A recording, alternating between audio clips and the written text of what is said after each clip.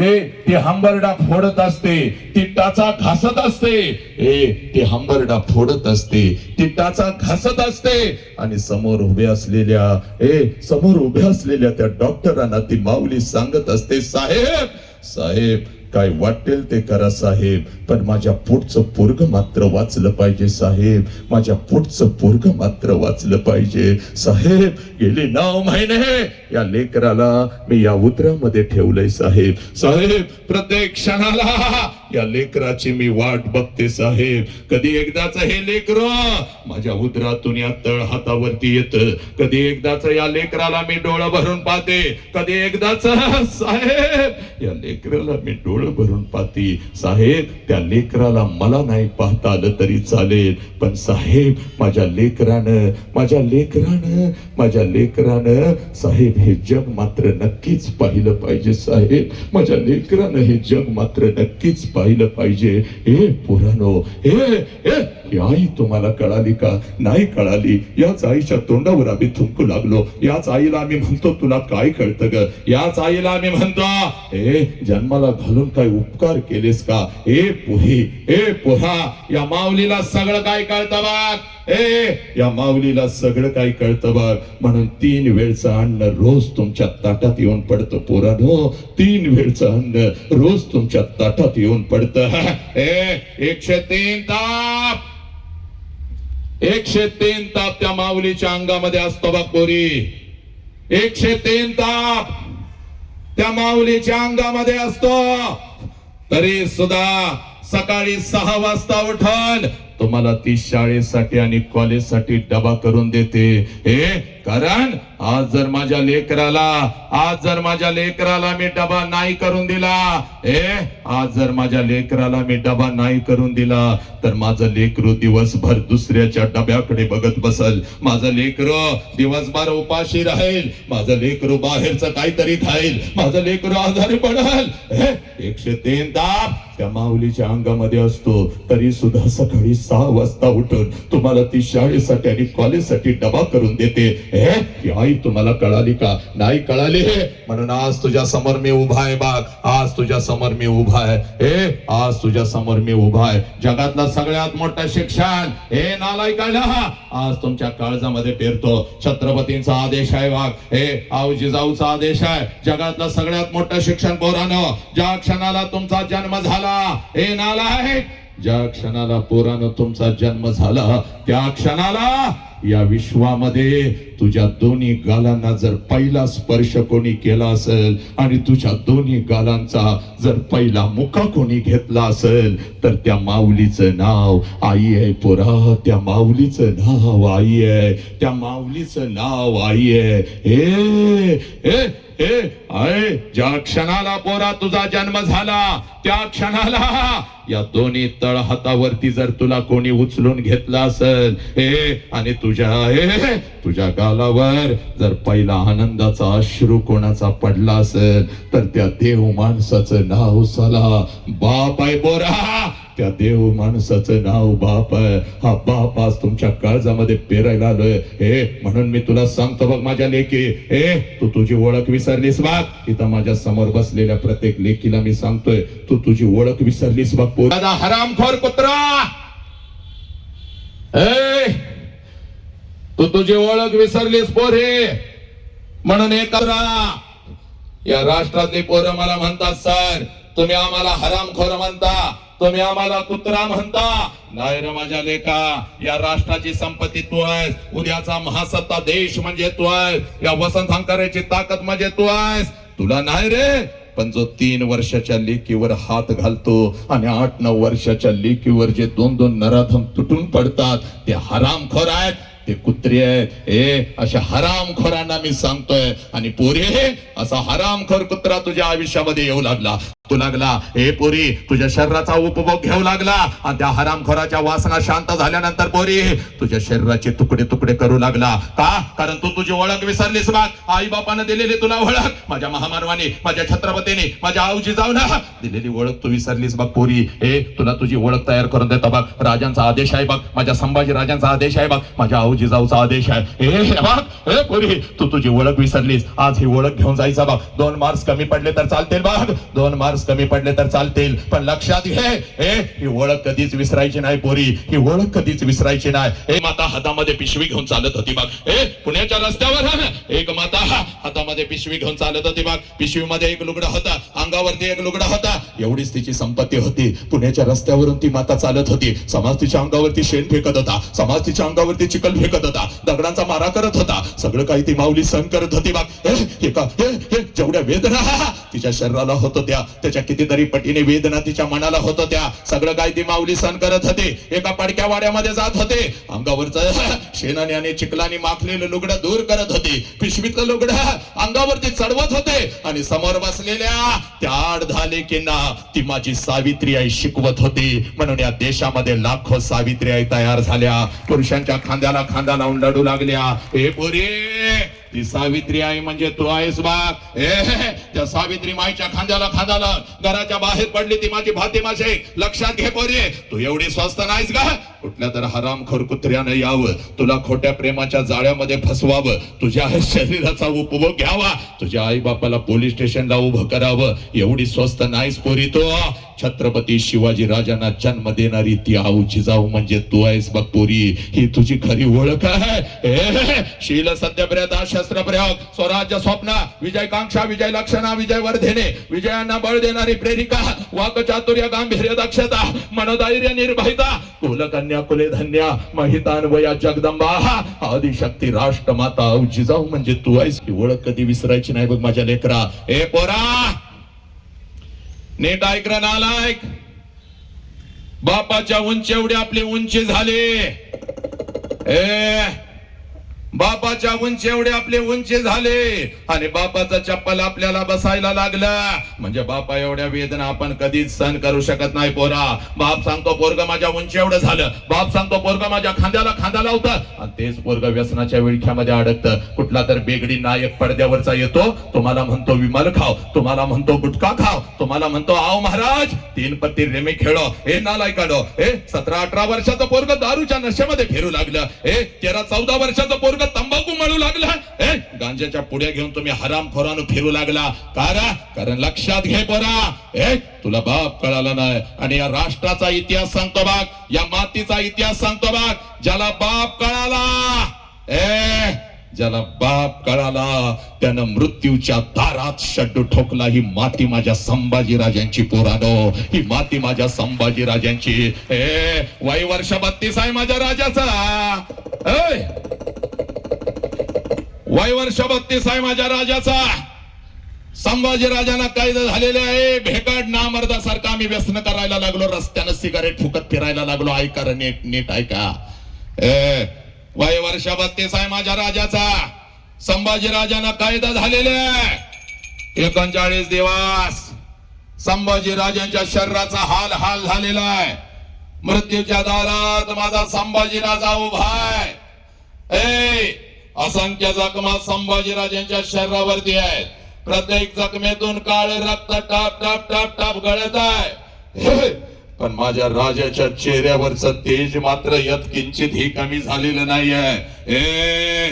मृत्यूला सुद्धा घाम सुटलेला आहे. अमावस्येची ती रात्र थरथर कापत आहे आणि मृत्यूच्या दारात औरंगजेब संभाजी राजांना म्हणतो, संभा हम तुम्हारी जान बख्श देंगे संभा, हमें चाहिए सिर्फ तेरे पिता का स्वराज्य, वह हमारे चरणों में रख. हम तुम्हारी जान इसी वक्त बख्श देंगे. त्यावेळेला मृत्यूच्या दारामध्ये माझे संभाजी राजे औरंगजेबास उत्तर देतात, या शरीराचे तुकडे तुकडे केले तरी चालतील, हा शिवपुत्र पुत्र तुझ्या समोर कदापि चुकणार नाही, कारण मला माझा बाप कळालेला आहे, मला माझं स्वराज्य कळालेलं आहे, माझ्या बापानं कणानं हे स्वराज्य कसं मोठं केलं हे मला कळालेलं आहे. हे नालायकानो, आणि तुम्ही हातामध्ये गांजा घेऊ लागला, तोंडामध्ये दारूचा ग्लास तुम्ही घेऊ लागला, कारण नालायकानो म्हणून आज तुझ्या समोर उभा आहे बाप, म्हणून आज तुझ्या समोर उभा आहे. हे नालायकानो ऐक रा, वेदना काय असती, वेदना काय असती. एखादा खिळा जरी आमच्या पायामध्ये घुसला तर आम्ही ऐक करतो, 4 दिवस आम्ही चालू शकत नाही, पण तापलेल्या लोखंडाच्या लाल भडक सळ्या संभाजी राजांच्या डोळ्याच्या आरपार गेल्या, सर्रावा झाला, पण महाराष्ट्राचा हा वाघ झुकला नाही पोरानो तुमच्या आमच्यासाठी. आणि नालायकानो आम्ही विमल खाऊ लागलो, आम्ही गुटखा खाऊ लागलो, आम्ही गांजाच्या पुड्या घेऊन फिरू लागलो, मित्रांचे वाढदिवस साजरे करत आम्ही नशेमध्ये फिरू लागलो. का? म्हणून आज तुमच्या समोर उभा आहे, म्हणून आज तुमच्या समोर उभा आहे. बाप माझ्या लेकरा, आज तुझ्या समोर उभा आहे ना, तर ऐक, आईला पहिला प्रश्न विचारलास, आईला पहिला प्रश्न विचारलास, आई तुला किती वेदना होत होत्या आई, आई तुला किती वेदना होत होत्या. त्या आईला आता दुसऱ्या वेळेत यायचं असतं रे, वेळेत यायचं असतं. वेळ अतिशय महत्वाची असती. हे सगळं असं चाललंय म्हणून अंधाधुंद चाललेली आहे सगळी. ज्याला जे वाटेल ते प्रत्येक जण करायला लागलाय. कम्प्युटर नाही मी, जीव आहे माझा. वेळ वेळ आता जर कोण आलं तर मी माईक ठेवून निघून जाणार, मला खेळ करायला वेळ नाही. चल लवकर बस पुढा. काय राव, ती बारकी बोरं उचल रे तिथली, ती सताडून माग घालव तिकडा, ती मोठे बोरा बसाव. काय वेळ आहे का नाही? मी किती किलोमीटरचा प्रवास करून आलोय मी. तुम्हाला इथले इथे एका दिवस शाळा लवकर बोलवायची होती. जे महत्वाचं आहे ते नको तेव्हा सुट्ट्या देता. आज शाळा 2 तास लवकर बोलवायची होती, काय होत होतं?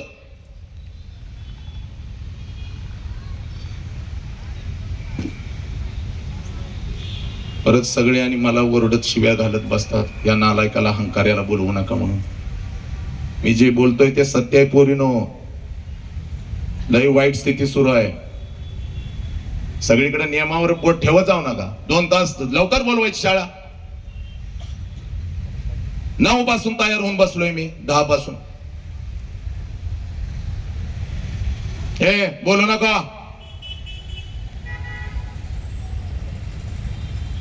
काहीतरी करून लेकरांना मी परिवर्तन करायला बघतोय, तर ह्यांचं सगळं जत्रा आहे काय?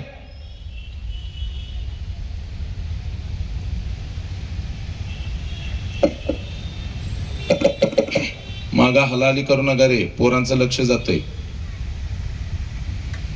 आज पळत पळत घरी जायचा बाग. आईला पहिला प्रश्न विचारला, आईला पहिला प्रश्न विचारला, आई तुला किती वेदना होत होत्या ग?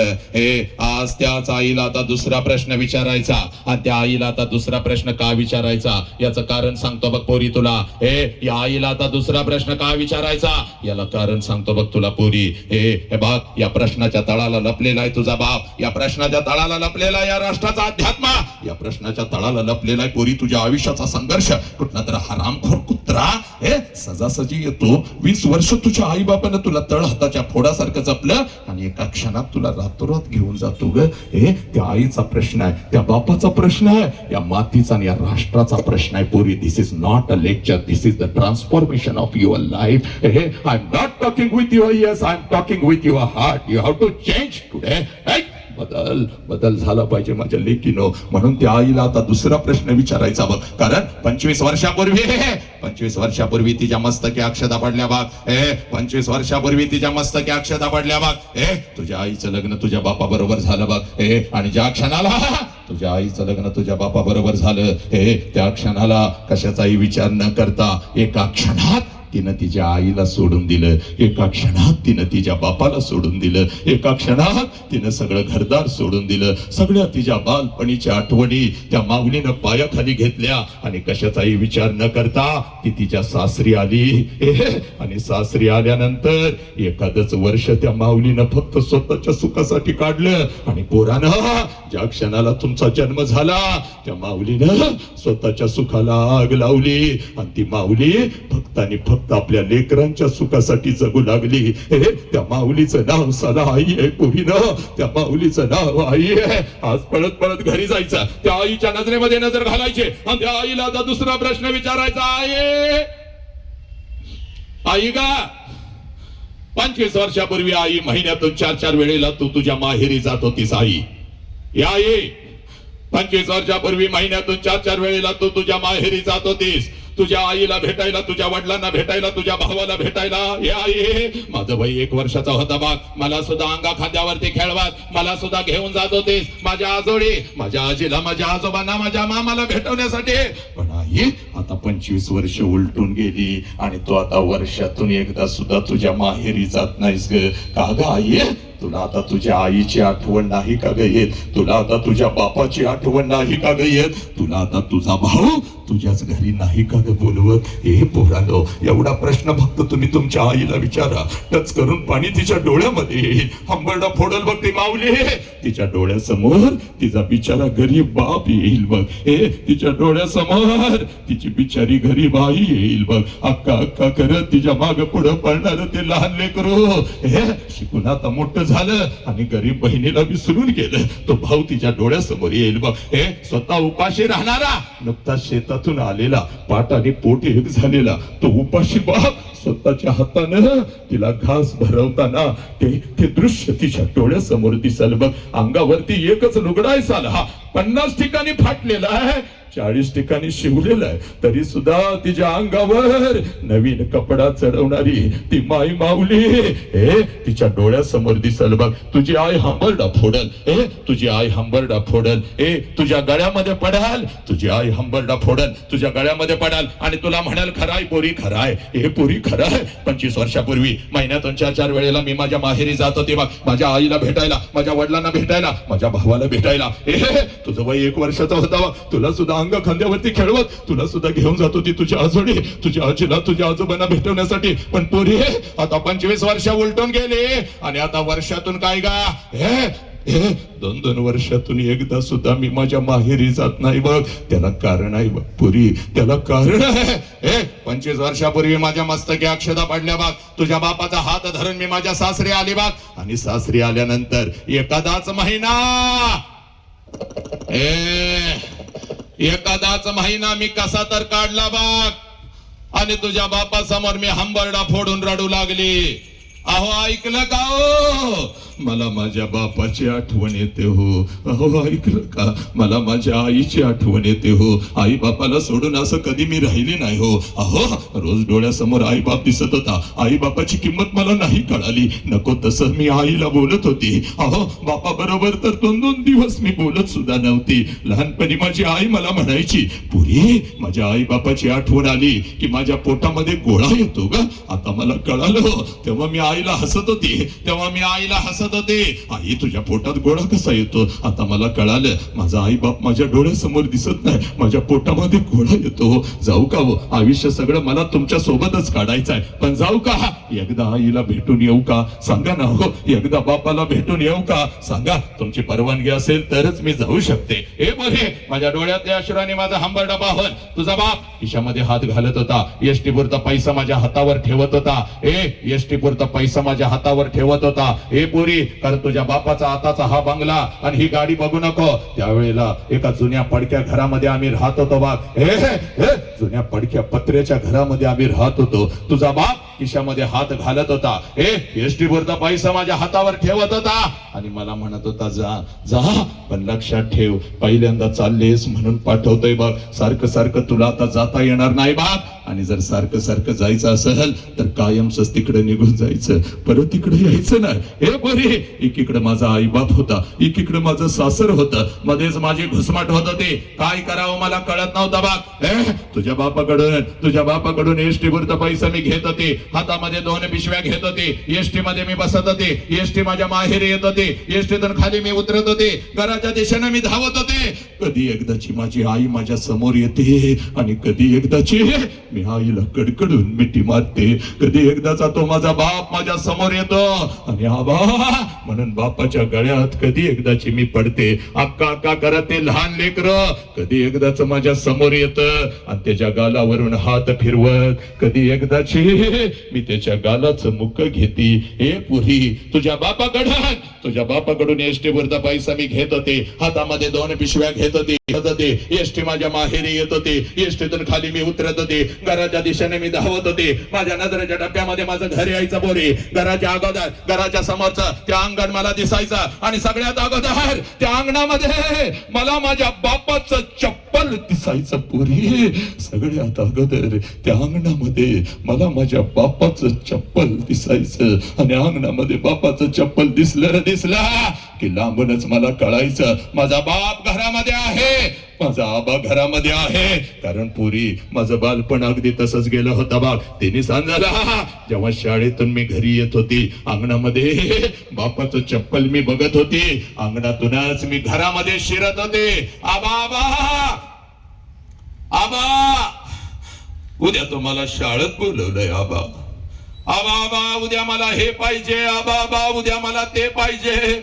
आबा माझ्या सलीचा पैसा भरायला या की हो आबा.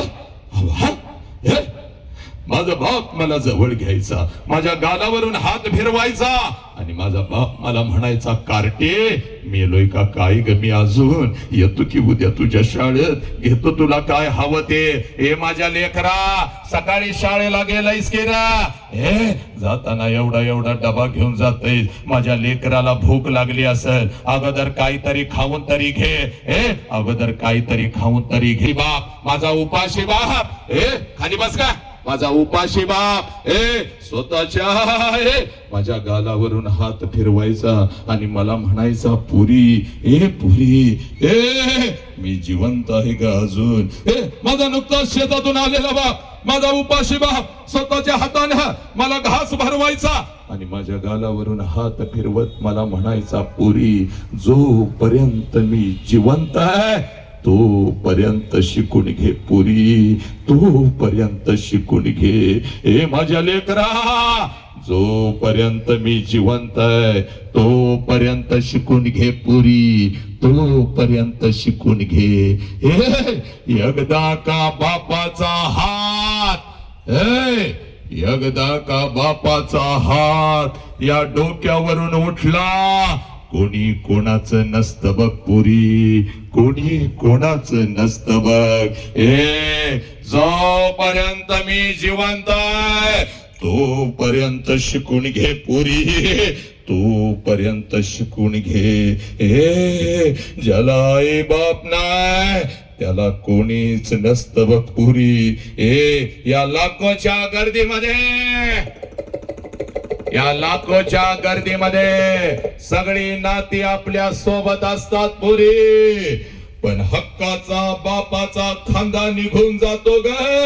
डोकं टेकवावं आणि भडा भडा भडा भडा भडा भडा भडा भडा आपल्या वेदना कोणाला तरी सांगाव्या. तो बापाचा हक्काचा खांदा निघून जातो पुरी, हक्काचा पदर निघून जातो बाग.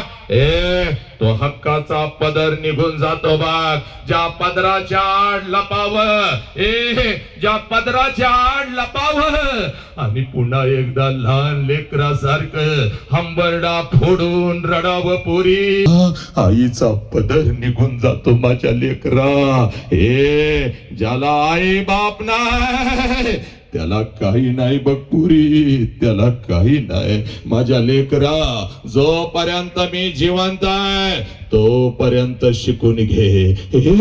माझ्या बापानं मला शिकवलं बघ, माझ्या बापानं मला शिकवला. तुझ्या बापाकडून एसटी पुरता पैसा मी घेत होते, हातामध्ये 2 पिशव्या घेत होते, एसटी मध्ये मी बसत होते, एसटी माझ्या माहेरी येत होते, एसटीतून खाली मी उतरत होते, घराच्या दिशेने मी धावत होते. माझ्या नजरेच्या डब्यामध्ये माझं घर यायचं बरे, घराच्या अगोदर घराच्या समोरचा ते अंगण मला दिसायचं, आणि सगळ्यात अगोदर त्या अंगणामध्ये मला माझ्या बापाचं चप्पल दिसायचं, आणि अंगणामध्ये बापाचं चप्पल दिसलं की लांबूनच मला कळायचं माझा बाप घरामध्ये आहे, माझा आबा घरामध्ये आहे. आणि मग अंगणातूनच मी माझ्या बापाला हाक द्यायची, आबा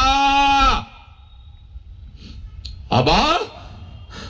आणि आबा ही हाक माझ्या बापाच्या कानावरती पडताच जेवणाच्या ताटावरचा माझा बाप उठून पळत बाहेर यायचा, माझ्या हातातल्या पिशव्या घ्यायचा आणि मला म्हणायचा, पुरी सासरी सगळं ठीक तर आहे ना ग पोरी, तुला मी चुकीच्या ठिकाणी तर दिलं नाही ना ग पोरी. आबाच्या डोळ्यातलं पाणी पुसत मी माझ्या बापाला म्हणायची, आबा सगळं काही चांगलं आहे आबा, तुमची आठवण आली म्हणून आले आबा, तुमची आठवण आली म्हणून आले आबा. डोळ्यासमोर रोज दिसत होता, तुमची किंमत मला नाही कळाली आबा. आबा आबा काळीच सर्व करत, तुमची आठवण रोज येते. या लेकीकडून काही चुका झाल्या असतील तर पदरात घ्या आबा, पदरात घ्या. माझ्या डोळ्यातलं पाणी पुसत माझा बाप मला म्हणायचा, कार्टे रडवतीस की काही ग. आणि अंगणातूनच माझा बाप माझ्या आईला हाक द्यायचा, अगं ऐकलंस का ग, पोर आले की ग आपली, पोर आले की ग आपली, अगं ऐकलंस का ग, पोर आले की ग आपली. माझ्या बापाची हाक माझ्या आईच्या कानावरती पडतात. जेवणाच्या ताटावरची माझी आई उठून पळत पळत बाहेर यायची, आईच्या हातामध्ये एक पाण्याचा तांब्या, दुसऱ्या हातामध्ये एक भाकरीचा तुकडा. माझी माऊली माझ्या जवळ यायची, तांब्यामध्ये भाकरीचा तुकडा बुडवायची, माझ्यावरून ओवाळायचे, तुकडा इकडे इकडे टाकून द्यायचे, आणि मला म्हणायची, पोरी थोडं गाल पुढं कर की ग. आणि गाल पुढं केलं की माझ्या दोन्ही गालाचं मुख घेत आपली आठी बोट माझ्या गालावरून फिरवायची, आणि कडा कडा कडा कडा कडा कडा कडा कडा कडा कडा कडा कडा आपल्या कपाळावर मोडत माझी आई मला म्हणायची, पोरी चाल की ग घरात. महिना झाले तुझा बाप नीट जेवला सुद्धा नाही की ग पुरी. तू घर सोडलास आणि तुझ्या बापानं अन्न सोडलं की ग पुरी. तुझ्यासाठी झरणारा तुझा हा बाप या 25 वर्षात मी कधी बघितला नव्हता पुरी. चल घरात आणि तुझ्या हातानं एखादा घास तुझ्या बापाला भरव पुरी. चल घरात. 25 वर्ष आता उलटून गेली बघ पुरी. 25 वर्ष आता उलटून गेली बघ. आणि 25 वर्षानंतर जेव्हा मी आता माझ्या माहेरी जाते ना ग, 25 वर्षानंतर जेव्हा मी आता माझ्या माहेरी जाते ना ग, घर तेच आहे, अंगण हे तेच आहे, घर तेच आहे, अंगण हे तेच आहे, पण त्या अंगणामध्ये आता मला माझ्या बापाचं चप्पल दिसत नाही पुरी. त्या अंगणामध्ये आता मला माझ्या बापाचं चप्पल दिसत नाही. अंगणातून जरी मी हाक दिली आबा, जेवणाच्या ताटावरचा माझा बाप उठून आता पळत बाहेर येत नाही पुरी. माझ्या हातातल्या पिशव्या आता माझा बाप घेत नाही पुरी. आणि माझ्या कानात आता मला हळूच विचारत नाही, पुरी कशी आहेस ग पुरी, पुरी कशी आहेस. अंगणातूनच माझा बाप आता माझ्या आईला हाक देत नाही. आईच्या हातातला तो पाण्याचा तांब्या आणि तो भाकरीचा तुकडा आता मला दिसत नाही पुरी. जेवणाच्या ताटावरची माझी आई उठल आता पळत बाहेर येत नाही. आईच्या हातातला तो पाण्याचा तांब्या आणि तो भाकरीचा तुकडा आता मला दिसत नाही. आणि माझ्या दोन्ही गालाचा मुख घेणारी ती माय माऊली मला आता त्या घरात दिसत नाही पुरी. 2 पावलं उचलन, 2 पावलं उचलन जेव्हा घरामध्ये मी प्रवेश करते ना ग, भिंतीवरती मला माझ्या बापाचा फोटो दिसतो आणि काळीच माझ सर्र करत पुरी. काळीज माझ सर्र करत. बाप जिवंत असताना बाप जिवंत असताना बापाला एखादं नवीन चप्पल घेऊन आले असते तर किती बरं झालं असतं. बाप जिवंत असताना बापाला एखादा नवीन शर्ट घेऊन आले असते तर किती बरं झालं असतं. बाप जिवंत असताना थोडस तेल या ओंजळीमध्ये घेऊन बापाच्या डोक्यावर घातलं असतं तर किती बरं झालं असतं. बाप जिवंत असताना बापाला एखादी कडकडून मिठी मारली असती तर किती बरं झालं असतं. पुरी किती बरं झालं असतं. बाप जिवंत असताना बाप जिवंत असताना बापाला थोडस गरम पाणी करून आंघोळ घातली असती तर किती बरं झालं असतं. पुरी किती बरं झालं असतं. घास चिवचा घास काऊचा घास चिवचा घास काऊचा असा म्हणत म्हणत अंगा खांद्यावरती खेळवत एक घास भरवत ज्या बापानं मला लहानाचं मोठं केलं त्या बापाच्या मुखात जिवंतपणी या हातानं एखादा घास भरवला असता तर किती बरं झालं असतं. पुरी किती बरं झालं असतं. लाखो रुपये आहेत बघ पोरी तुझ्या बापाकडे आता लाखो रुपये.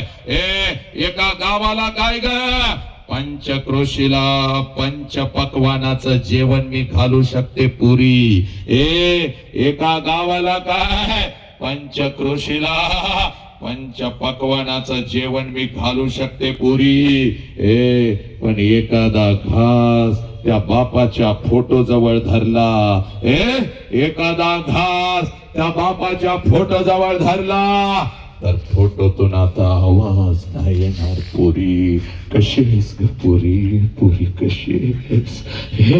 एखादा घास त्या आईच्या फोटो जवळ धरला तर फोटोतली आई खालीचं मुक नाही घेणार. पुरी फोटोतली आई खाली येऊन आता माझ्या गालाचं मुक नाही घेणार.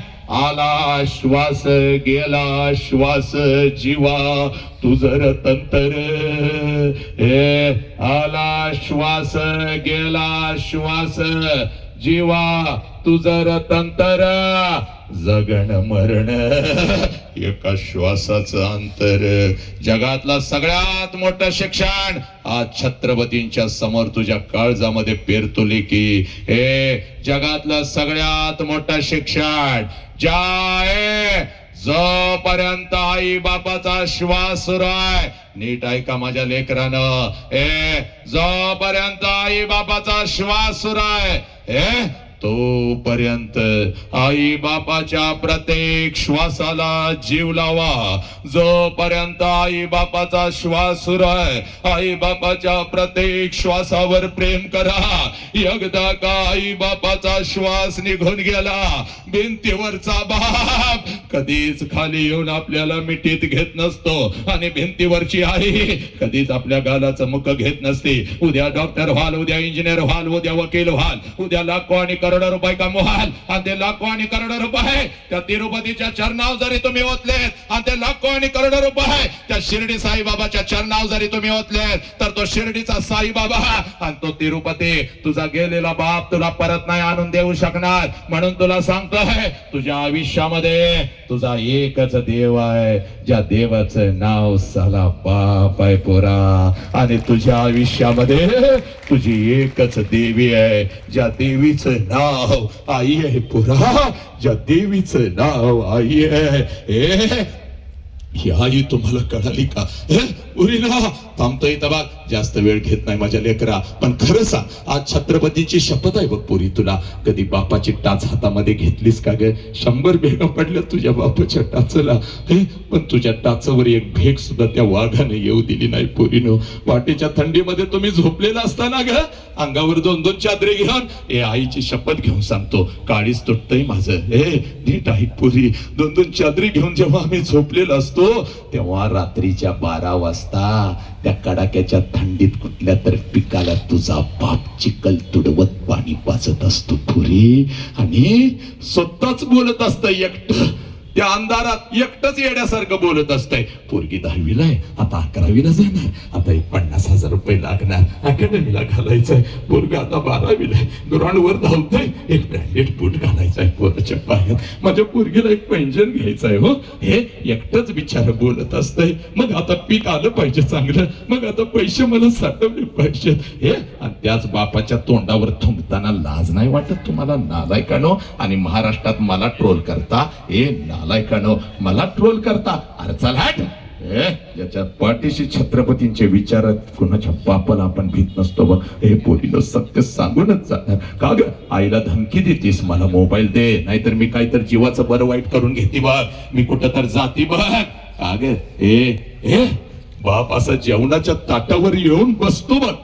तुझी आई म्हणते पोरी बापाला लई कर्ज आहे, 1-6 महिने कसतर काढ की याच मोबाईलवर. नाही बाप, मला दे बाप, नाहीतर मी मरते बघ, मी आत्महत्या करते बघ, मी कुठं तर निघून जाते बघ, मी दरवाजा लावून आतच बसते बघ 2-2 तास. बिचार ती आई भीते.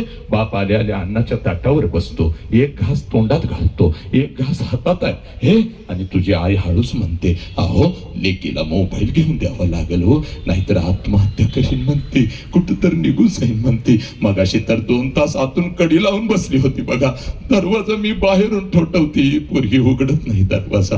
काय करून घेतलं तर काय करायचं? तोंडातला घास काढता येत नाही म्हणून ते बिचार कसं तर गिळतंय, हातातला घास ताटातच टाकतंय, कुठल्या तर मित्राकडे जाऊन झुकतंय. माझ्याकडे एक 10,000 आहे, एक 10,000 देशील का उसनं? पोरगीला मोबाईल घेऊन द्यायचा आहे, तिच्या जीवाचा प्रश्न आहे. आलं पिकाचं पैसे तुझं देणार. नालायकानं, तुमच्या हातात मोबाईल येऊन पडतो आणि त्याच मोबाईल वरून इन्स्टा बघती, रात्रीच्या 12 वाजता मेसेज पाठवते, कोणाचा कोण कुठला कुत्रा हा, माहिती सुद्धा नाही, त्याला कधी बघितलं नाही, आणि त्याच्यासाठी 4-4 तास त्याला मेसेज पाठवत बसती, त्याला मेसेज पाठवत बसती. आई म्हणते, अगं लेकी 12 वाजले झोप की का, तुला काय कळतंय? माझा अभ्यास सुरू आहे, माझं असं सुरू आहे, माझं तसं सुरू आहे. त्या मोबाईलच्या स्क्रीनवर नको ते पासवर्ड टाकून ठेवता. आई बापानं मोबाईल बघू नये, कोणी माझा मोबाईल बघू नये, आणि लांडगा टपून बसलेला असतो, आणि हरामखोर कुत्रा बरोबर तुझा घात करतो पोरी, तुला घेऊन जातो, आणि घेऊन गेल्यानंतर तुकडं करतो तुमचं नालायकानो. गटारीमध्ये असं लाटण ढकलून देतो की ग तुम्हाला. लाज वाटली पाहिजे का? कर, तुला किती ट्रोल करायचं ते कर. साला तुझा बाजार जर येणाऱ्या 1 वर्षात या राष्ट्रातून नाही उठला तर नाव नाही सांगणार छत्रपतींच्या या मावळ्याचं. साला एकही पोरगी खोट्या प्रेमाच्या जाळ्यात फसू देणार नाही, एकही पोरगा कुठल्या गांजाच्या नशेच्या कुठल्या व्यसनाच्या विळख्यात अडकू देणार नाही. एक तर तुला आम्हाला संपवावं लागेल, नाही तर तुझा बाजार उठवावा लागेल. बास पोरा नालायका, 2020च्या राना मोजत बसतय. यानं एवढ्या राना काढल्या, त्यानं तेवढ्या राना काढल्या. रात्रीच्या 12-12 वाजेपर्यंत त्यांच्यासाठी टाळ्या काय वाजवताय, उड्या काय मारताय, फटाक्या काय वाजवताय. हरामखोरा, तुला जन्माला घातल्यापासून तुझ्या बापानं तुझ्यासाठी या रस्त्यावर किती राना काढल्या याचा हिसाब कधी ठेवलास का? हरामखोरा असलास का? सुजलेला पाय कधी बापाचा हातात घेतलंस? हे पाय जर थांबले असते तर आमचं कुटुंब थांबलं असतं पप्पा, आमचं कुटुंब थांबलं असतं. तुम्ही थांबला नाही पप्पा, घातली नसती तर पप्पा तुम्ही उरला नसता, उरला तुम्ही आमच्यासाठी. हरामखोरानो, कुठला तर पडद्यावरचा नायक म्हणतो तुम्हाला विमल खाव, गुटखा खाव, चलो दारू का ग्लास ऐसा पिते वैसा पिते. कुठे जर पडद्यावर खून कसा करायचा दाखवतो, दगडाने डोकं कसं फोडायचं दाखवतो, नाचतो काय, आणि तो तुम्हाला तुमचा आदर्श वाटू लागला. नालायका, तुझा बाप तुझ्यासाठी झिजला आणि 1000 वेळ तुझ्यासाठी रडला, पण बापासाठी कधी एखादी टाळी सुद्धा वाजवली नाही. एवढी नामर्द आणि शंड पिढी या राष्ट्रात घडू लागली रे. काय वाटत असाल ज्यांनी बलिदान केलं, माझ्या संभाजीराजांनी बलिदान केलं, माझ्या संभाजीराजांना काय वाटत असेल? साला देहाचा एक एक तुकडा शत्रूने काढून काढून बाजूला ठेवला, पण महाराष्ट्राचा हा वाघ साला झुकला नाही. आणि आज या व्यसनाच्या विळख्यात अडकून एक एक तुकडा तुमचा बाजूला काढायला लागली की रे हरामखोरानो. थांबतो इथं, पण थांबत असताना आज एकच काम करायचं. 5 मिनिट तुझी घेतो आयुष्याची. एकच काम करायचं. पळत पळत आज घरी जायचं. पळत पळत आज घरी जायचं. आईला 2 प्रश्न विचारले, आता आईला कुठला प्रश्न विचारायचा नाही. घरात जायचं आणि ज्या क्षणाला आपला बाप आपल्या समोर येईल, कडकडून बापाला मिठी मारायची. एवढ्या घट्ट मिठी मारायची, एवढ्या घट्ट मिठी मारायची, बापाच्या डोळ्यात टच करून पाणी आलं पाहिजे. आणि ते पाणी पुसत तुझ्या बापानं तुला विचारलं पाहिजे, पोरी काय झालं गा, काय झालं? असा हंबरडा तू कधीच फोडला नव्हतास. तुला शाळेत कोण काय बोललं का? तुला आई काय बोलली का? तुला बाई काय बोलल्या का? काय झालं हे हे त्यावेळेला बापाला सांगायचं, पप्पा मला कोणी काय नाही बोललं, पप्पा मला आई काय नाही बोलली, मला बाई काय नाही बोलल्या, मला कोणी काय नाही बोललं. पप्पा जेव्हा मी 1 वर्षाची होते तेव्हा रोज तुम्हाला मिठी मारत होती पप्पा, तेव्हा मला माझा बाप कळत होता. आई रागवली तर मी अंगणात येऊन उभी राहायची आणि आईची तक्रार मी तुमच्याकडे करायची. पप्पा पप्पा मला आईनं मारलं पप्पा, तुम्ही मला उचलून घेत होता, अलगद हवेमध्ये फेकत होता. माझ्या बापाचे दोन्ही हात मला समर्थपणे खाली झेलण्यासाठी तयार आहेत. अगदी हसत हसत मी तुमच्या हातामध्ये येत होती पप्पा. पप्पा आईची तक्रार मी तुमच्याकडे करत होती. तुम्ही मला म्हणत होता चल आपण दोघं मिळून तुझ्या आईला मारूया. तुम्ही माझ्यासाठी अंगणात घोडा होत होता, तुमच्या पाठीवर बसून माझा घोडा माझा घोडा माझा घोडा म्हणून मी तुम्हाला अंगणभर फिरवत होती पप्पा. पप्पा पोत पोत म्हणून मी तुम्हाला पोत पोत म्हणून मी तुम्हाला पप्पा तुमच्या पाठीवरून मी फिरत होती. पप्पा मला रात्रीची भीती वाटते हो, म्हणून आईच्या मिठीतून उठून येऊन रात्रभर मी तुमच्या छातीवर झोपत होती पप्पा. पण आता मी मोठी झाले, आता मी शाळेला जाते, कॉलेजला जाते, तुम्ही आता मला बंधनामध्ये ठेवता. इकडे का गेलीस, तिकडे का गेलीस, हे का केलंस, ते का केलास पप्पा, तुम्ही आता मला आवडत नाही पप्पा, आय हेट यू पप्पा, मी तुमचा तिरस्कार करते पप्पा. मला काय लागलं तर मी माझ्या आईला मागते पप्पा, पण तुमच्या समोर येत नाही. पण आज गेली होती पप्पा, गेली होती पप्पा. आज आपल्या शिवजयंतीचा एक बाप नावाचा वादळाचा कार्यक्रम ऐकून आली पप्पा, आणि माझा हरवलेला बाप मला परत मिळाला पप्पा, म्हणून मिठी मारते पप्पा, माझा हरवलेला बाप. हे पोरांना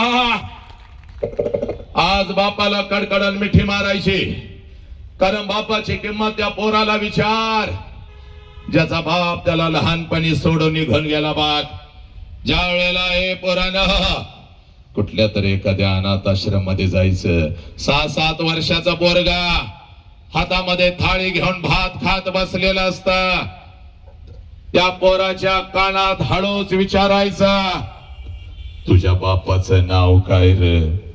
हातातली थाळी फेकून देत, तोंडातला भात काढून टाकत, हातातली थाळी फेकून देत, तोंडातला भात काढून टाकत, आणि ते पोरग म्हणत मला आई पण नाही आणि मला बाप पण नाही. माझ्या आईनं कधी मला अंगा खांद्यावरती खेळवलं नाही, माझ्या बापानं कधी मला एखादा घास भरवला नाही. 2 दिवसाचा होतो, यांना सापडलं, इथंच मोठा झालो, काळीज माझं सर्र करत. माझ्या वयाची पोरं आपल्या आई बापाचा हात धरून रस्त्याने चालतात, तेव्हा मी म्हणतो देवा माझी काय चूक आहे, मला आई पण नाही, मला बाप पण नाही, तू पण माझ्या पुढे येत नाही. बापाची किंमत त्या पोराला विचारा, ज्याचा बाप त्याला लहानपणी सोडून निघून गेलाय. ज्या वेळेला सणासुदीला तुमचा बाप तुम्हाला एखाद्या कपड्याच्या दुकानामध्ये घेऊन जातो ना पोरानो, तेव्हा ते 5 मजली कपड्याचं दुकान तुम्हाला तुमचं वाटतं, कारण तुमच्या पाठीमाग साला तुमचा बाप उभाय. बाप ज्या कपड्याला हात घालाल तो कपडा तुमचा, ज्या वस्तूला हात घालाल ती वस्तू तुमची. सणासुदीला ती कपडे घालून तुम्ही मिरवत असता. माझ्या बापानं शर्ट घेतला, माझ्या बापानं पॅन्ट घेतली, माझ्या बापानं हे घेतलं, माझ्या बापानं ते घेतलं. हे आणि बिना बापाचं पोरग कुठल्या तर झाडाखाली उभं असतं, हे तुमच्या अंगावरचे नवीन कपडे बघत असतं. आणि त्या पोराच्या मनामध्ये विचार येतो, साला माझा बाप जिवंत असता तर माझ्या अंगावर सुद्धा अशीच नवीन कपडे चढली असती. ते पोरग पळत पळत घरी जातं, आपल्या आईच्या गळ्यामध्ये पडतं आणि हंबरडा फोडत आपल्या आईला म्हणतं, या आय आय ग, माझ्या सगळ्या मित्रांच्या अंगावर नवीन कपडे, आय मला ग, आय मला मला ग. त्यावेळेला बिना बापाच्या पोराला ती माऊली म्हणते, बाळा 2 दिवसानं येणार आहेत, माझं पैसे घेते, तुला एखादा शर्ट कपरडू नको. पोराला माहित असतं 2 दिवसानं आपल्या आईचं पैसे येणार नाहीत आणि आईलाही माहित असतं 2 दिवसानं आपण आपल्या लेकराला शर्ट घेऊन देऊ शकणार नाही. दोघे एकमेकाला मिठी मारून रडत असतात. पोरग बापाच्या आठवणीत आणि ती माऊली आपल्या कुंकवाच्या आठवणीत आणि ती माऊली आपल्या लेकराला मध्ये गप केला.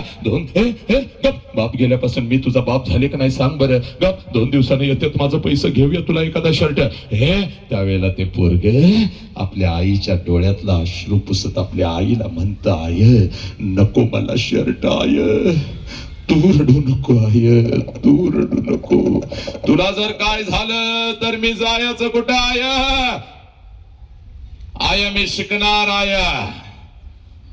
आय मी शिकणार, एवढा शिकणार, एवढा शिकणार, एवढा शिकणार.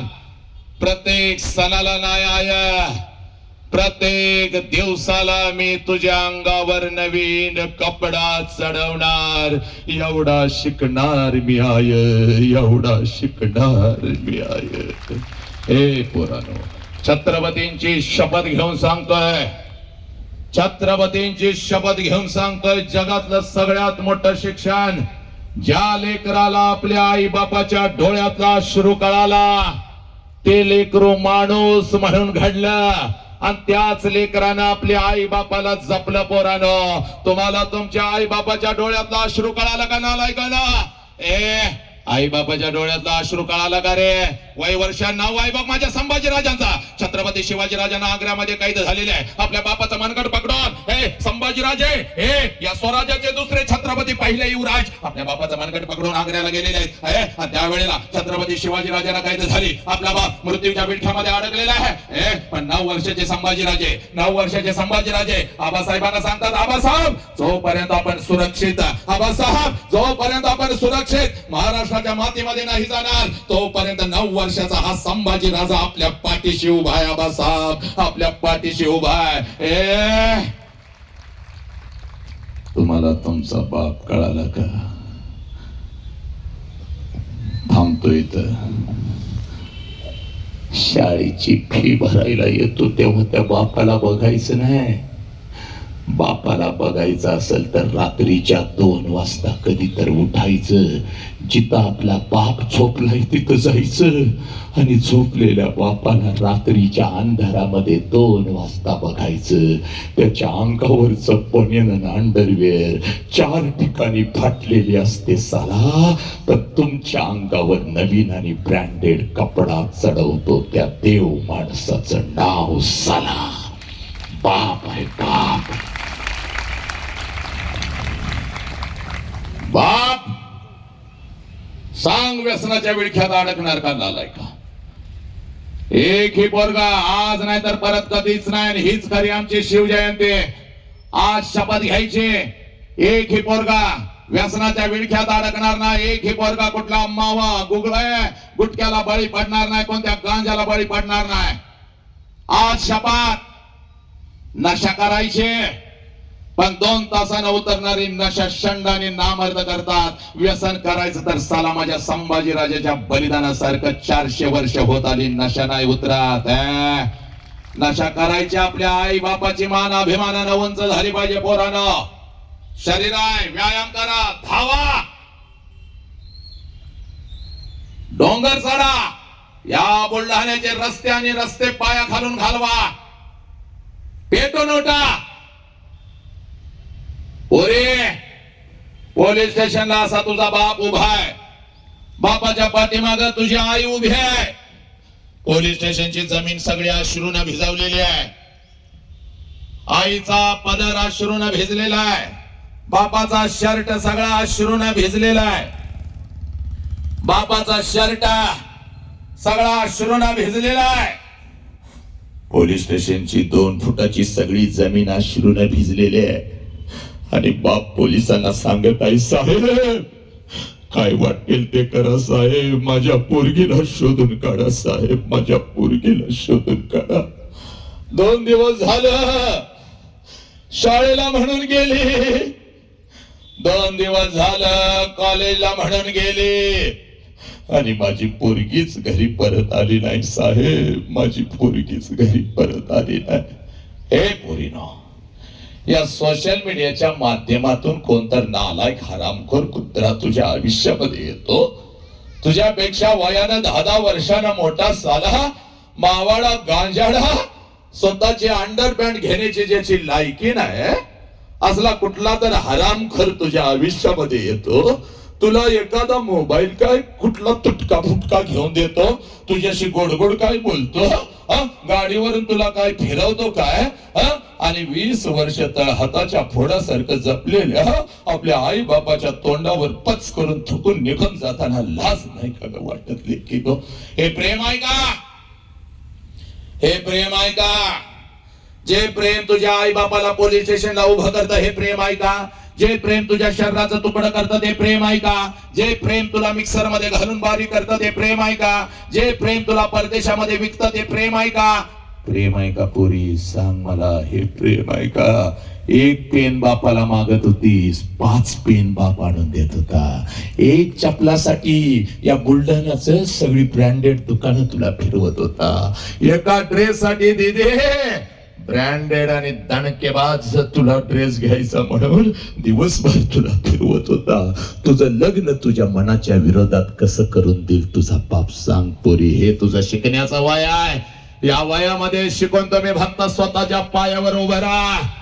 तुमच्यासाठी राजकुमारानं उभी करण्याची ताकद तुझ्या बापामध्ये आहे पोरी. राजकुमार, माझ्या छत्रपतीने माझ्या आऊजी जाऊ नये यासाठी तुला ताकद दिली का ग पोरी? यासाठी स्वातंत्र्य दिलं, पुन्हा गुलामगिरीच्या विळख्यामध्ये अडकण्यासाठी? नाही बाग, आलाच असा कुठला कुत्रा तर त्याच्या नरड्यावर पाय देण्याची ताकद आणि धमक तुझ्या मनगटामध्ये आहे पोरी. आणि पोलीस स्टेशनला येता मेहंदी लावून नटून थटून नालायकानं इकडं बाप रक्त आठवत असतो. रक्ताचं शिंपण बापानं घातलेलं आहे आणि पोलीस स्टेशनला येतात तिथं तुझा बाप पळत येतो. दीदी घरला चल दीदी, प्रेमाच्या विरोधात नाही ग दीदी.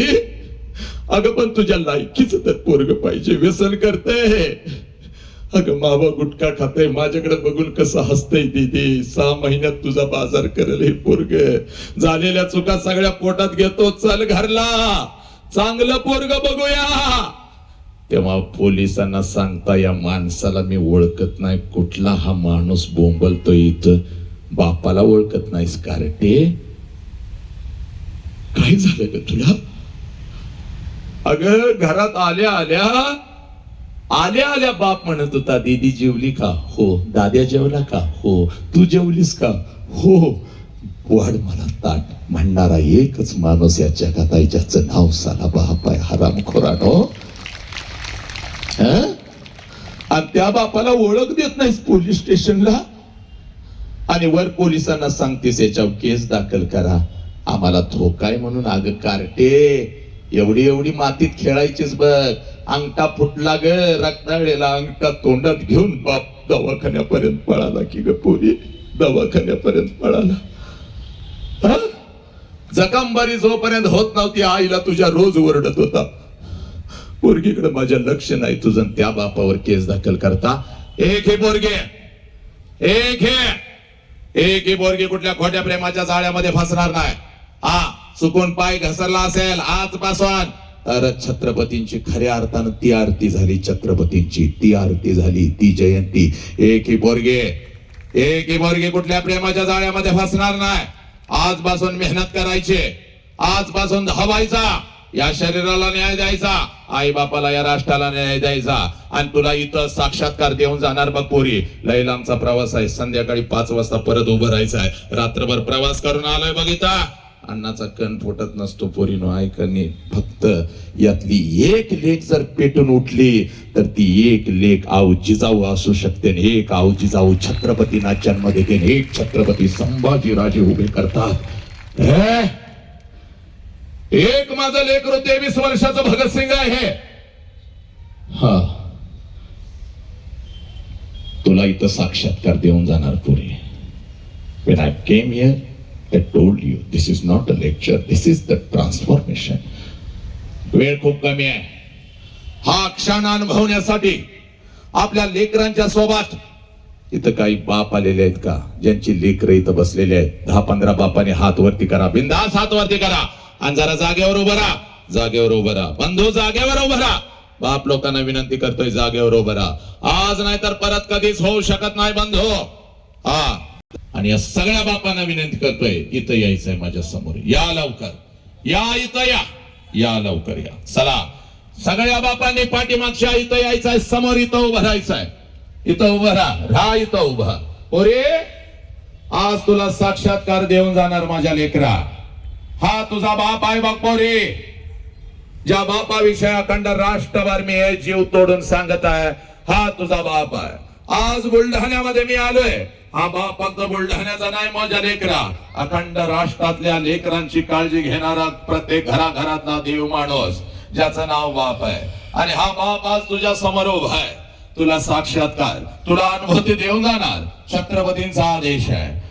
एक, कोणाकोणाचे पप्पा माझ्या समोर आलेले आहेत, त्या लेकरांनी जागेवर उभं राहायचंय. चला लवकर, जागेवर उभं राहायचंय. चाल, सगळ्या लेकरांनी जागेवर उभं राहायचंय आणि इथं यायचंय. मेल्यानंतर आई बापाला जाळतात. नीट ऐकाय जरे पोरा, इथे मेल्यानंतर आई बापाला जाळतात. चोख, मेल्यानंतर आई बापाला जाळत नाहीत.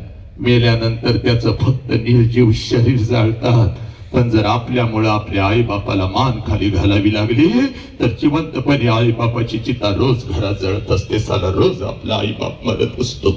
स्वामी तिने जगाचा आई विना भिकारी. ही आई जर आमच्या आयुष्यामध्ये नसती तर छत्रपती नसते, बुद्ध नसते, तू नसतीस, मी नसतो, कोणीच नसतं. पण या आईच्या मायेच्या प्रेमाच्या वटवृक्षाखाली एक छोटस रोपटं वाढतंय, ज्या रोपट्याचं नाव साला बाप आहे. आणि हा बाप आज पोरीनं तुमच्या समोर उभा आहे. आजपर्यंत आम्हाला असं वाटलं माझी आईच माझ्यासाठी घडली. अगं 100% नाही, 1,00,000% खरं आहे. जे देवानं जमलं नाही त्या माऊलीनं केलं. साला 9 महिने इथं आम्हाला जागा दिली म्हणून आमचा जन्म झाला. देवापेक्षा श्रेष्ठ आमची माऊली आहे.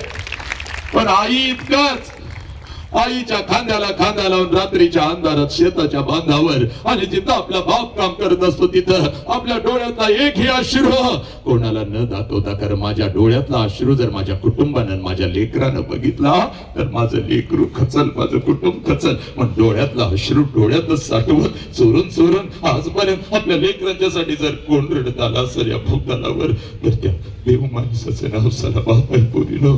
आणि हा बाप आज तुझ्या समोर उभा आहे. जगातली सगळ्यात श्रीमंत व्यक्ती तू आहेस, कारण तुझ्या समोर बाप उभा आहे. कित्येक लेकरांना वाटतं घरी जाऊन आपल्या बापाला मिठी मारावी. साला माझ्या सहित पण भिंतीवरचा बाप खाली येऊन आम्हाला मिठीतच घेत नाही ग पोरी. गेला तो गेला बघ.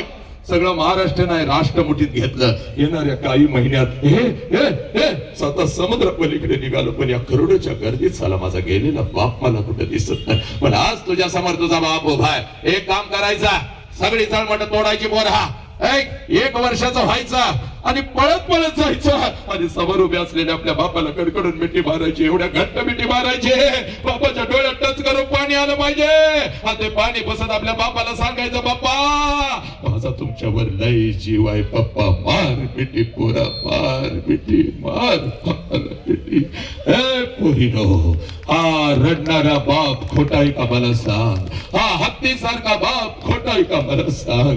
सांग पोरी मला. वाघाच्या छाताडावर नाचणारा हा बाप तुझ्यासाठी रडतो. हा पडद्यावरचा बाप आहे का मला सांग? काय या बापाची चूक? सांगा कुठल्या हरामखोरासाठी या बापाला पोलीस स्टेशनला उभं कराल का? ए पोरा, हातामध्ये मावा गुटखा गांजा घेशील का? अरे बापाच्या मिठीपेक्षा नशा कुठल्याच मिठीमध्ये नाही केलं माझ्या लेकरा.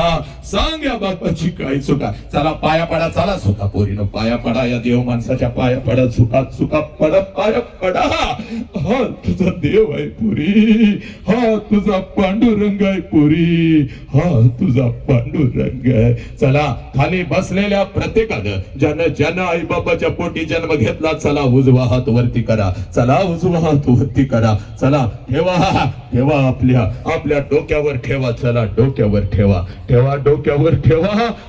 आई बापानं आयुष्य दिलं, आता फक्त आई बापासाठी 1 मिनिट द्यायचं आहे. चला डोळे बंद करा, डोळे बंद करा, करा डोळे बंद आणि आणा डोळे समोर आई बापाला, आणा डोळे समोर आई बापाला. घरात आई बाप नसला, सोडून गेलेला आहे, तुम्ही अनाथ झालेला आहे. आजपर्यंत नैवेद्य पोचला नाही, पण आजची प्रार्थना पोचणार. की आई बापाला डोळ्यासमोर आणा आणि एकदा आईला सांगा, आई माझा तुझ्यावर लई जीव आहे ग. एकदा बापाला सांगा, पप्पा माझा तुमच्यावर लई जीव आहे. मला मी तिकडकडून आई बापाला, ए पोरीनं घरातल्या बापाला डोळ्यासमोर आणा आणि सांगा, पप्पा जीव जाईल पण कुठल्या हरामखोरा बरोबर मी निघून नाही जाणार, मी कुठल्याच खोट्याच्या प्रेमा जाळ्यामध्ये फसणार नाही. पप्पा माझ्याकडून चुका झाल्या, मला माफ करा. बाप हे पोरीनं माझ्या बापाला भेटी, आपल्या बापाला सोडून कुठे जायचं नाही. बाप हे पोरानं सांगा, मी गांजा नाही कधीच घेणार हातात, मी व्यसन कधीच करणार नाही. पप्पा आमचा तुमच्यावर लय जीव आहे, आय लव्ह यू. घ्या शपथ.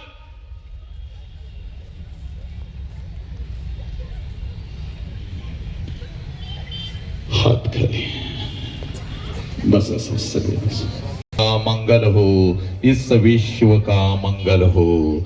ईश्वरा सर्वांना चांगली बुद्धी दे, आरोग्य दे, सर्वांना सुखात आनंदात ऐश्वर्यात ठेव, सर्वांचं भलं कर, कल्याण कर, रक्षण कर आणि तुझे गोड नाम मुखात अखंड राहू दे. आता विश्वात्मक देवे येणे वाग्यज्ञ दोषावे, दोषोणी मज द्यावे पसाय दान हे. जे खळांची व्यंकटी सांडो, तया सत्कर्मी रती वाढो, भूता परस्पर पडो मैत्र जीवाचे, दुरितांचे तिमिर जाहो, विश्व स्वधर्म सूर्य पाहो, जो देवांशील तो ते लाहो. प्राणी जातया नमो अरिहंतानम, नमो सिद्धानम, नमो आयर्यानम, नमो वजायानम, नमो लोय सौव साहुनम, ऐस वंचनम कार सौव पाव पनसन, मंगलानम च सव्यसिम पडमम हवै मंगलम. जो बोले सो निहाल, सत श्री अकाल. वाहे गुरु जी का खालसा, वाहे गुरु जी की फतह. अल्लाहु अकबर, अल्लाहु अकबर. अशहदु अल्ला इलाहा इल्लल्लाह, अशहदु अन्ना मुहम्मदर रसूलुल्लाह. हय्या अलस सलाह, हय्या अलल फलाह. नमो तस्स भगवतो अरहतो सम्मा सम्बुद्धस्स. बुद्धं शरणं गच्छामि, धम्मं शरणं गच्छामि, संघं शरणं गच्छामि. पोरानो, हे तुमचं राष्ट्र आहे. आई बापाला जपा. आई बापाला पोलीस स्टेशनला उभं करू नका. या शरीराला न्याय द्या. बस एवढं सांगण्यासाठीच मी आज या मातीमध्ये आलो होतो. मुखातून काही चुकीचा शब्द गेला असेल, कोणाला ओरडलं असेल, कोणाला दुखावलं असेल कळत न कळत, तर मला माफ करा. आणि पंचमहाभूतांच्या चरणी, या निसर्गाच्या चरणी, आई बाप गुरुवार्यांच्या चरणी, या राष्ट्राच्या, धर्माच्या आणि या महामानवांच्या चरणी नेहमीच नतमस्तक असलेला हा वसंत इथं बसलेल्या प्रत्येकाच्या लहान थोरांच्या चरणी नतमस्तक होतो आणि मी तर थांबतो. वंदे मातरम. जय हिंद, जय भारत, जय भीम, जय शिवराय, जय श्रीराम, जय श्रीराम, जय श्रीराम. मी पाय धुळ घेतो जेव्हा तुझी जराशी, माझी ललाट रेषा बनते प्रयाग काशी. गे मायभू तुझे मी फेडीन पांग सारे, आणि आरतीला हे सूर्य चंद्र तारे. प्रत्येक लेकीनं आपल्या आई वडिलांच्या आरतीसाठी हे सूर्य चंद्र तारे आणले पाहिजे. आणि अतिशय संवेदनशील व्याख्यान जे सर्वांना रडवून गेलं, धर्मवीर आमदार संजूभाऊ गायकवाड यांचे सुपुत्र तथा बुलढाणा नगरपालिकेचे गटनेते मृत्युंजय भैया संजय गायकवाड, हे ज्यांनी सर्वांना रडवलं, ते वसंत हंकारे यांचं स्वागत करतील. एक संवेदना काय असती, वेदना काय असती, जगणं काय असतं, आई काय असतो, बाप काय असतो, न समजलेले आई बाप समजून घेताना ज्या पद्धतीनं हंकारे सरांनी आज आई आणि बाप इथं सर्वांना समजून सांगितलंय. छत्रपती शिवाजी महाराज सार्वजनिक जयंती उत्सव समिती बुलढाण्याच्या वतीनं त्यांचं स्वागत, त्यांचा सत्कार आणि याच ठिकाणी संध्याकाळी 4 वाजता छत्रपती शिवाजी महाराज सार्वजनिक जयंती उत्सव समितीच्या वतीनं भजन संध्येचं आयोजन केलं आहे. त्यामुळं तमाम शिवभक्तांना, जिजाऊ भक्तांना विनंती की त्यांनी भजन संध्येचा लाभ घेण्यासाठी आणि जे कार्यक्रम सुरू आहेत उद्या संध्याकाळी 7 वाजता मराठी पाऊल पडती पुढे, 19 तारखेला सकाळी शिवपहाट गायकवाड यांनी सुद्धा या कार्यक्रमाला उपस्थिती लावून सर्वांचा आभार.